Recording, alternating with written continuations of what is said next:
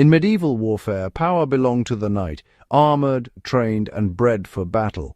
His dominance was unquestioned, his place atop the social order secure.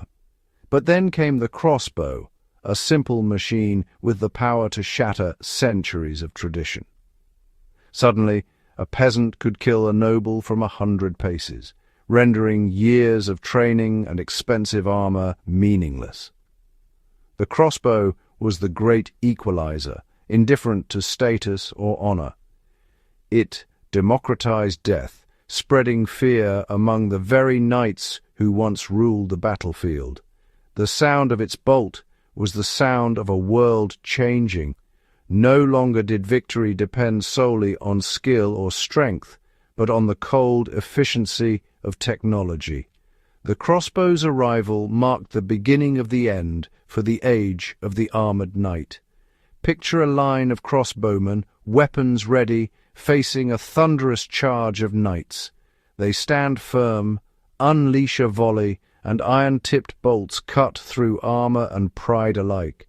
Knights fall, their charge broken by commoners wielding machines. This was the new reality of war. The crossbow didn't just kill men, it killed the old order. It was a brutal lesson in the power of invention. The battlefield was no longer a stage for chivalry, but for innovation. The knight's era was rusting away, bolt by bolt. The crossbow had changed everything, and there was no turning back. To grasp the crossbow's impact, consider its rival, the English longbow. The longbow wasn't just a weapon, it was a lifelong commitment. English boys trained from childhood, their bodies reshaped by years of practice. Drawing a warbow demanded immense strength, leaving archers with twisted spines and enlarged arms. Becoming a longbowman took a generation, making them rare and valuable. When one fell, it was a loss not easily replaced. These archers, though not noble, held respected status and earned good pay. Their skill offered social mobility, but only for a select few. The longbow's power came from a culture of dedication and sacrifice. But this path was narrow. Few could walk it. The longbowman was elite, but inflexible. The crossbow would soon expose that weakness. The crossbow was a machine, not an extension of the body. Its design was simple. A short bow mounted on a stock drawn by levers or cranks, fired with a trigger. This mechanical advantage meant anyone could use it. No years of training required. Crossbows could be made far more powerful than any hand-drawn bow. Bolts from heavy crossbows punched through armor, shattering the illusion of invincibility. The weapon was an indiscriminate killer. Status meant nothing. Most importantly, it was easy to learn. A peasant could become a competent crossbowman in weeks. Armies could be raised quickly, with little investment in training. The crossbow's simplicity and power shifted the balance of military might. Technology, not tradition, now decided who lived and who died.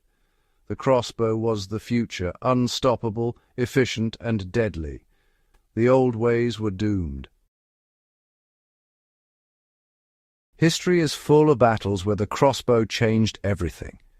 At Bouvines, French crossbowmen broke enemy lines, proving missile troops could decide a battle. In sieges like Harfleur, crossbowmen on the walls made attackers pay dearly. Even at Agincourt, the French relied on crossbowmen, though mud and English arrows doomed them. Across Europe, city militias and mercenaries armed with crossbows defended their homes and challenged nobles. The weapon empowered ordinary people, giving them a voice in war. The crossbow was no longer just a tool, it was a force that shaped history. The age of the knight was fading. Training a longbowman took decades, a crossbowman only weeks. The longbow required a culture built around archery, a slow and costly process. The crossbow offered instant military power. Arm, train, and deploy. This changed the economics of war. armies could be bought, not bred. Mercenaries and peasant levies became formidable with crossbows in hand. The soldiers' value shifted from personal skill to mastery of a machine. Warfare was becoming modern, about units, not heroes. The crossbowman was the prototype of the future soldier. Technology, not tradition, now ruled the battlefield. For centuries, armor made knights nearly invincible, but the crossbow shattered that illusion. Its bolts punched through steel, making even the finest armor vulnerable. Armorers tried to adapt, thicker plates, rounded surfaces, but the arms race was futile. Heavier armor slowed knights, turning them into easy targets if unhorsed. The psychological blow was devastating. Death could come from afar, delivered by a commoner. The battlefield was no longer a place for heroic duels, but for lethal, anonymous killing. The knight's dominance was eroding. The crossbow stripped away the glory and certainty of battle. The age of the invincible knight was ending. The machine had won.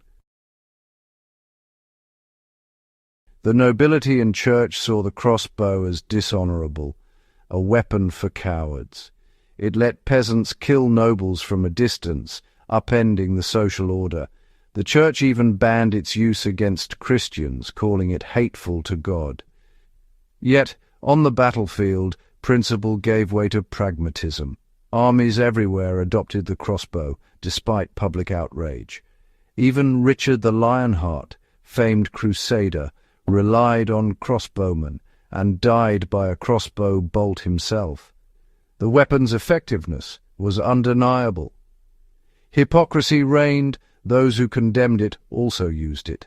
The crossbow's power forced even its critics to embrace it.